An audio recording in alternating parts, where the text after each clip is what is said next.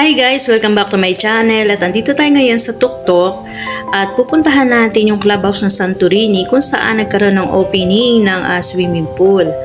At doon sa banda doon, andun yung pool ng Santorini. At ngayon ay naisipan ko nga itong i-vlog at saksihan ko yung mga kaganapan dito sa bagong open na pool. At ayan nga, ang dami na ng tao, ang dami na nakahimpil ng mga sasakyan. Karamihan naman dito guys ay mga taga rito rin. Pero pwede naman daw magsama ng iba na mga outsider.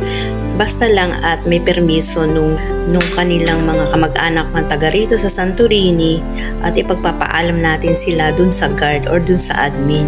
Ito ay open mula 8 AM hanggang 9 PM, then close ito every Monday for maintenance. Ang entrance fee nga pala dito ay 50 pesos sa mga residente and 100 pesos naman sa mga outsider na bisita.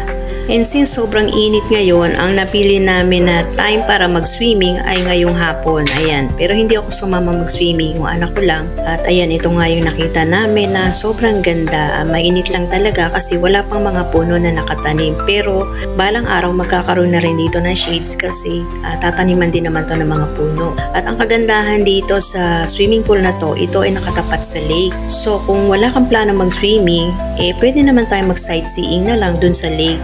Yung lake na yon ay yung kadugtong ng Laguna Lake. So for me, the best time para mag-swimming dito ay tuwing hapon dahil dito masasaksihan natin yung sunset, which is very Instagrammable, ika nga. So kung hindi naman kalayuan ang bahay mo dito, the best time is sa hapon talaga.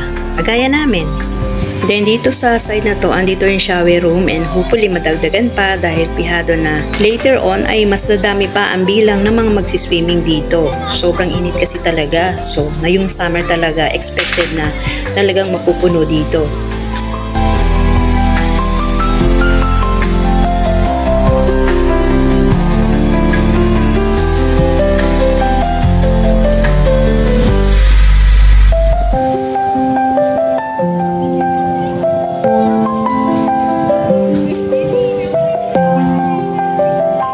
At dito sa clubhouse, meron din ditong function area na pwedeng pagtausan ng mga meetings at community gatherings.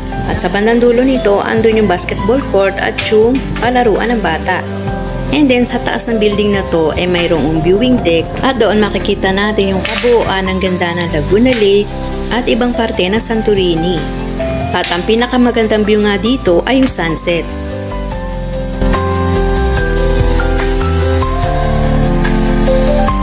At andito nga tayo sa basketball court, pwede rin dito maglaro ng badminton, ng volleyball, at marami pang iba. Then dito sa side na to, andito naman yung palaruan ng bata.